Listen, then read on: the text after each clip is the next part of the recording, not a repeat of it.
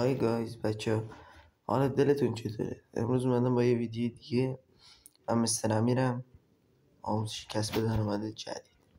دوستان عزیز، قبل که ویدیو رو شروع کنم لطفاً ساب کنید، لایک کنید، یه کامنت مشتی هم بذارین، یه کانال یه ذره هول بدین.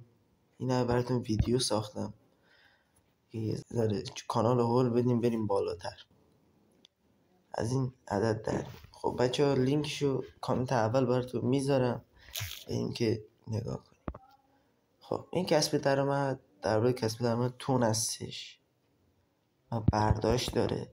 حالا من تازه شروع کردم و اما چیزی که مهمه تپ کردنشه که برای خودش داره ماین میکنه. هیچ قسمت هوم که همین قسمت ولت، اینا مثلا به ولت من اومده،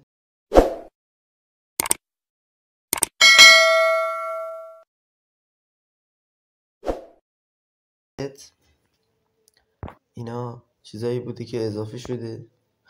قسمت فرند که لینکشو براتون در کامنت اول میذارم و قسمت تسک ها که اینا رو باید همه رو استارت کنید و من بعضیاشو استارت کردم و تایید گرفتم. و این اول نمیشه جوین در فلان میزنی، اول استارت و پیوستن رو میزنی، دوباره برمیگردی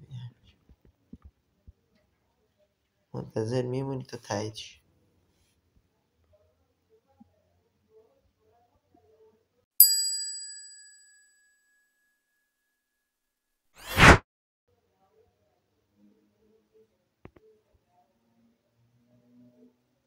فکر نکنم حالا تایید شی. دوباره یکی دیگه میزنیم، بله کلیمو میزنیم و تمام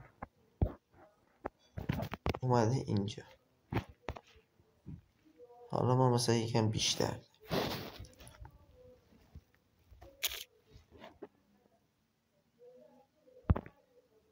من تو چنلم براتون از این ویدیو زیاد میذارم، خیلی هم براتون میذارم.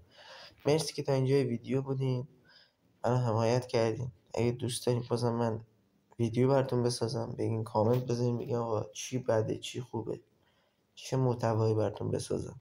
اینا مرسی که تا اینجا بودین، همراه ما بودین. ممنون از شما. خدا یار و نگهدارتون.